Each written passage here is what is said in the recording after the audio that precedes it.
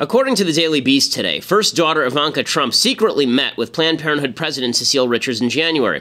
The story does not make clear whether the meeting took place before or after Trump's inauguration, but Ivanka is Trump's most trusted advisor along with her husband Jared Kushner, and she's a moving force behind much of the action in his administration. According to the Daily Beast, quote, "The purpose of the meeting, from Cecile's point of view, was to make sure that Ivanka fully understood what Planned Parenthood does, how it is funded, and why it would be a terrible idea for Planned Parenthood to be removed from being able to see Medicaid patients," said Dawn Lugans, an executive vice president of the Planned Parenthood Federation of America. "The main thing that Cecile was doing was explaining that the money doesn't actually go to abortions. We get reimbursed the same way a hospital does. We were clearing up misinformation about how this works," unquote.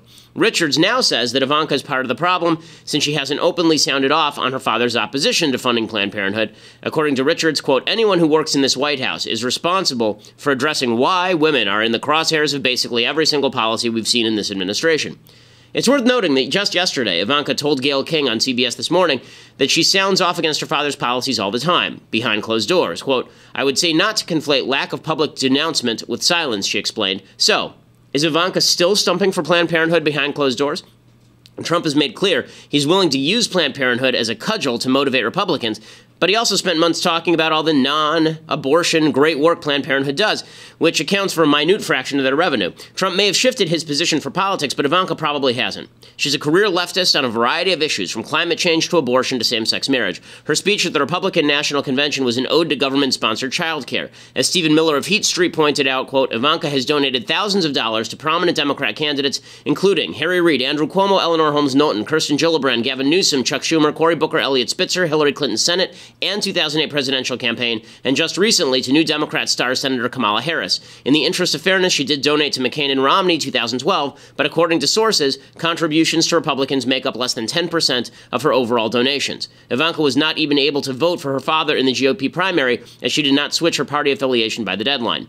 Ivanka is the person closest to Trump's heart in this administration, an administration filled with people with little political background but who compete to demonstrate their loyalty to the president. Ivanka will not be trumped in this regard. That means she may have her father's ear, even on issues upon which they disagree, and that is not a good thing. I'm Ben Shapiro. This is The Ben Shapiro Show. So today's an extremely busy news day. We're going to get to Nunes. Devin Nunes has now been recused. He's recused himself from the Russia investigation on the House Intelligence Committee. We'll tell you what that means. Steve Bannon is out at the National Security Council. So a lot of turmoil happening inside the Republican caucus. Plus, President Trump is making open overtures now to the left, which is not a good thing. But before we get there, we have to say, and we should say, obviously, thank you to our advertisers over at Lyft. So, if you are looking for a ride-sharing company that's going to make sure that you're safe and that you're riding a clean car and the driver isn't a creeper, Lyft is the place for you. I know because I use Lyft. My wife uses Lyft. My wife comes home very late at night from her job in residency. She's a doctor, and sometimes it's very late at night and she's very tired, and I don't want her driving when she's super tired, so she takes Lyft. My wife is a young, attractive woman, and the only people I trust to take her home, the only people she trusts to take her home, are the folks over at Lyft. Safety is their number one priority. Every single driver is fully vetted through a 10-point safety standard, including third-party criminal and DMV background checks, and every car on the road has to pass a 19-point vehicle inspection, so you're not going to get somebody pulling up in a clunker that looks like it is directly out of Escape from New York. So it is a great company. You can check them out over at Lyft, and when you download the app, make sure that in the payment section, use the promo code Shapiro, and that will give you 3 free rides up to $10 each for new customers, up to a $30 value when you enter that promo code Shapiro. So make sure you download it and you enter that promo code Shapiro. You download the free Lyft app, enter that promo code, my last name, in the payment section, promo code Shapiro, and make sure you use that promo code not only so you get the 3 free rides up to $10 each for new customers, but also so that they know that we sent you. Okay, so the big news of the day is that Devin Nunes, or Devin Nunes, I guess it's pronounced. There's been a big debate in political circles. How do you pronounce this guy's last name? So Nunes, I think, is how it's actually pronounced. Devin Nunes, who is the chair of the House Intelligence Committee, he announced on Thursday he has recused himself from the committee's investigation into Russia's alleged meddling in the 2016 election. Now, this poses a problem for the Trump administration because the Trump administration basically funneled all of the information about Susan Rice unmasking members of the Trump team and the Trump transition team. They funneled all that to Nunes by bringing him to the White House, and then he didn't update his House Intelligence Committee friends and foes, and then he went back to the White House to update Trump. So it looked like Nunes was working for Trump. That was really what this came down to. the reason that he is recusing himself is because the House Ethics Committee has now put him under investigation. Now, to be clear, they're not investigating him because they're saying he's a tool of the White House. They're investigating him because anytime somebody allegedly leaks classified information, they are investigated by law. Nunes has explained in a statement that he's not recusing himself because he did anything wrong. He says, several left-wing activist groups have filed accusations against me with the Office of Congressional Ethics. The charges are entirely false and politically motivated and are being leveled just as the American people are beginning to learn the truth about the improper unmasking of the identities of U.S. citizens and other abuses of power. Despite the baselessness of the charges, I believe it is in the best interest of the House Intelligence Committee and the Congress for me to have Representative Mike Conway, with assistance from Representatives Trey Gowdy and Tom Rooney, temporarily take charge of committee's Russia investigation while the House Ethics Committee looks into the matter. I will continue to fulfill all my other responsibilities as committee chairman. The ranking Republican and Democratic members of the Ethics Committee issued a statement. They said, the committee is aware of public allegations that Representative Devin Nunes may have made unauthorized disclosures of classified information in violation of House rules, law, regulations, and other standards of conduct. The committee, pursuant to Rule 18A, is investigating and gathering more information regarding these allegations. So all of the leading Republicans from Trump to Ryan have expressed confidence in Nunes. What's amazing about all of this is that I actually think Nunes is doing the right thing here. I said a while ago I thought that Nunes should recuse himself after there were questions about whether he was working for Trump, mainly because it overshadows the actual scandal here, which is Susan Rice unmasking Trump officials and then disseminating that information widely to the Obama team. Does it mean that Devin Nunes did something terribly wrong? No, it doesn't mean that Devin Nunes did something terribly wrong. The headlines are just not going to be good. The question here was basically, would it be better for Nunes to stick it out through the House Ethics Committee and muddy the waters, or would it be better for him to step aside and hand it over to people like Gowdy and Conaway and allow them to pursue the leaks investigation about Susan Rice and Mike Flynn? Clearly, I think for Trump, it is better for Nunes to take the bullet on this one and step to the side. So I think that Devin Nunes did make the right call here. Don't pay attention to everybody who's saying this is obvious proof that he did something deeply wrong. That's not right. The House rules command. It's not even just a possibility. It's an actual command. The House rules say that if there is an allegation brought against you of leaking classified information, they must investigate. They have to investigate, and they have to open an inquiry by law. So it's not like they found something credible and then went after Nunes. They were forced to by the rules of the committee. So don't pay attention. It's a bit of a nothing burger. Don't pay attention to everybody who's making a huge deal out of Nunes stepping away, not proof that he did anything wrong or that he was specifically working for Trump. I thought that he should my feeling was that after he went to the White House and learned all this stuff, he should have updated the members of the House Intelligence Committee before running back to Trump to report. It was that second trip to the White House that looked particularly bad. And I wish he hadn't done that, but I don't know that he actually did anything wrong here, and I think it's premature to say that he did. Okay, in other news that surrounds Trump, Trump has done an interview with the New York Times, and in this interview with the New York Times, he is now saying that he wants to do a great infrastructure plan. And on that side, I will say, we're going to have, I believe, tremendous Democrat support. So basically, he's looking for Democrat support for a $1 trillion infrastructure plan. And there were questions about whether a lot of this money was going to come from public-private projects. So out here in Los Angeles, we have public-private projects at places like the Grove and the Americana. There's basically a lot of stadiums are public-private projects, places where people invest their private dollars, and those are matched by a certain amount of government money. Still not my favorite thing, but better than just pure public investment.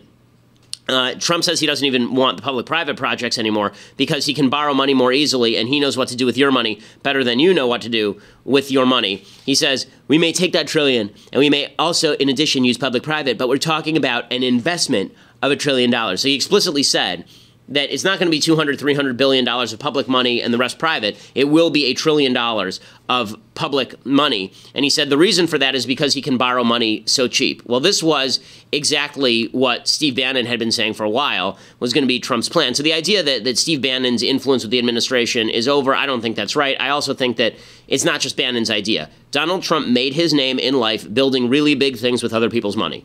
That's what he's done his entire life, build really big things with other people's money. He's not going to stop doing that now that he has trillions of dollars at his disposal. And there are a lot of people on the right who seem okay with this sort of infrastructure spending. You weren't okay with it when it was Obama. And when Obama was spending $800 billion on random crap, it was bad. It was called a stimulus plan, and we said it's a waste of money. this also is a waste of money. The fact is that everybody talks about the interstate highway system as though it's going to cost $1 trillion to fix up the interstate highway system. It doesn't cost $1 trillion to fix up the interstate highway system. Plus, it is worthwhile noting that states and localities have an interest in maintaining the interstate highway system since it carries all sorts of goods and products and services through their towns. One of the great myths, by the way, of American politics is that the Eisenhower interstate highway system was some sort of magnificent creation that never would have happened if it hadn't been for the intervention of the federal government. It's just not true. People drove long before the 1950s. This was a car country going back to the 1920s. The interstate highway system cost a lot of money. It drove right through towns. It destroyed a lot of businesses. If you ever see the movie Cars, you know, the Pixar movie Cars, remember the whole movie is set in this little town called Radiator Springs, which is off of Route 66. And as you recall, Route 66 is basically abandoned. Well, Route 66 used to be one of the thoroughfares of American commerce, right? Nat King Cole had a whole song about get your kicks on Route 66. Route 66 was an actual thing. What happened is that the federal government built the I-40. The I-40 bypassed Route 66. All of these people who'd spent their life savings and all their time and money putting routes down around Route 66, all of them were left behind and destroyed. So when you talk about forgotten people, there are a lot of people who are forgotten because of the interstate highway system or whose houses were completely bulldozed by the interstate highway system. The case I'm making is not there shouldn't be an interstate highway system. It's that states have an interest in connecting their state highway systems, and most of this should have been absorbed at the local and state level. So when people say we need lots of infrastructure spending now because it was so great back in the 50s, it wasn't that great back in the 50s. It isn't that great now. And when Trump does this routine, what he really wants is to build big, spectacular things. He doesn't actually want to fix up the roads and bridges that matter, per se. He just wants to build big stuff so that he can stamp the big T on it and then say that he built something, which is what a lot of these folks want to do. Obama wanted to do it. Obviously, FDR made his name doing this. It's not good policy. There's another poll, by the way, as long as I'm going to get all the bad Trump news out of the way at the beginning, there's another poll that's out today that says that 40% of Trump supporters would back a single-payer healthcare system, which just demonstrates what folks like me have been saying all along, the great damage that Trump could do, and he hasn't done it yet, but the great damage that it is possible for him to do is the soul-sucking of the Republican Party into a big government nationalist party as opposed to a small government patriotic party, which is not quite the same thing. Well, all of that said, the big story of the day is we'll get to the Republican chaos in a second, but the big story of the day is what is going to happen in Syria. So if you've been watching the pictures that are coming out of Syria, obviously they are horrifying. We talked about this a little bit yesterday.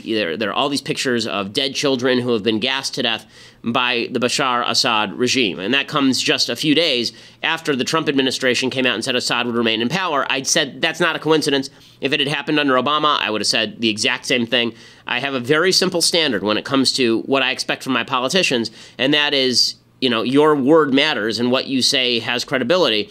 And it turns out that in foreign policy particularly, it matters when you say things. So the fact that Trump's people said Assad will stay in power and then 3 days later he's gassing children, I don't think that's any sort of major coincidence. A survivor of a 2013 Syria chemical attack, he was on CNN and he was talking about what he thinks Trump should do.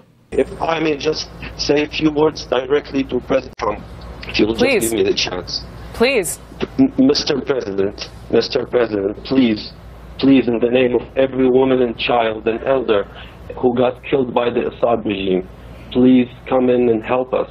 Don't make the same mistakes that President Obama did. You criticized Obama for failing to punish and act when Assad crossed the red lines. Now is the moment of truth. Now you should show the world that those days are over. We can't just keep living in this unprecedented crimes against humanity. We just can't keep living like this. I would personally love to come to the United States and meet you and tell you my personal story. You know, obviously the media is happy to put this sort of stuff on TV because they're saying, you know, Trump should do something. There are two questions here. One, whose fault is all of this? And two, what should President Trump do right now? Those are the two big questions. It's pretty clear that this is Obama's fault. It's pretty clear that this started under Obama, that it was Obama who was saying for years and years and years that we had disarmed the Assad regime. He proclaimed himself a massive political genius for having drawn a red line, then backed away from the red line after Bashar Assad used chemical weapons against his own people. And then he said that he had disarmed Assad and left Assad in power while Assad continued to gas folks. John McCain correctly says this is Obama's legacy. He is is obviously, as we all are, appalled. Could I make 2 points? One, this is a legacy of Barack Obama. The last time this happened, Barack Obama said they'd crossed a red line, called me and Lindsey Graham down to the White House, said we're going to, and did nothing. You know, one thing worse than doing nothing is saying you're going to do something as the most powerful leader on earth and doing nothing. So this is a legacy of Barack Obama, and it's been going on now for the intervening 4 years. So what we need to do, we need to stop Bashar Assad's planes from flying, and we can do that easily. You have been bringing this issue up to the forefront. I know it's been a great frustration for you. I got to go, but just very quickly, are safe zones viable? I mention again, Barack Obama had an opportunity to stop this and would have long ago, and he took a hike, and that's a terrible legacy.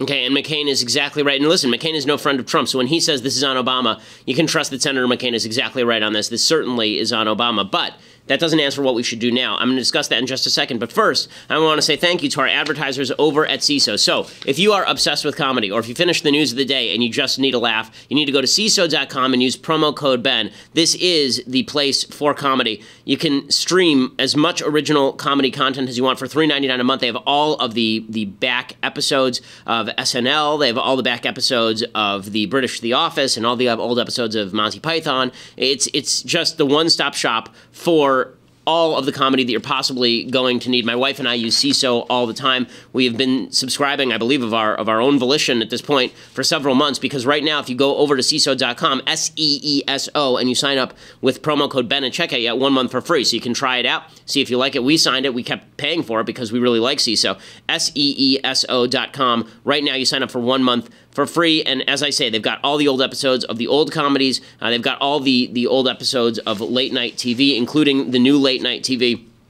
And they have a bunch of new shows that are really funny. One of them that we tend to watch is, there's one called Harmon Quest that's pretty funny. It's the guy who created Community, which was one of our favorite shows when that was on TV. And it is basically a Dungeons and Dragons takeoff, Harmon Quest, worth watching. And they have tons of comedy, so you're never going to go unentertained on a weeknight. A lot cheaper than a lot of the competing streaming services, obviously, and it has more comedy than all of them combined. So it's SEESO.com. It's the one-stop shop for comedy, CISO.com, and use that promo code Ben. And again, they have all the stand-up from Fallon, and they have the stand-up from Louis C.K., Louis C.K., you know, it's so funny. I disagree with Louis C.K. on everything politically, but he is so funny. He is so good. And all of his specials are on CISO.com. So check that out, SEESO.com. Use that promo code Ben so that they know that we sent you, and also so you get 1 month for free. So the question is, what exactly should the United States do in Syria now that we've seen all of these terrible images coming out of Syria? But for you to get the answer to that, you're going to have to actually subscribe to the show. So go to dailywire.com right now, and you can get a subscription for $8 a month, and go over there and check it out.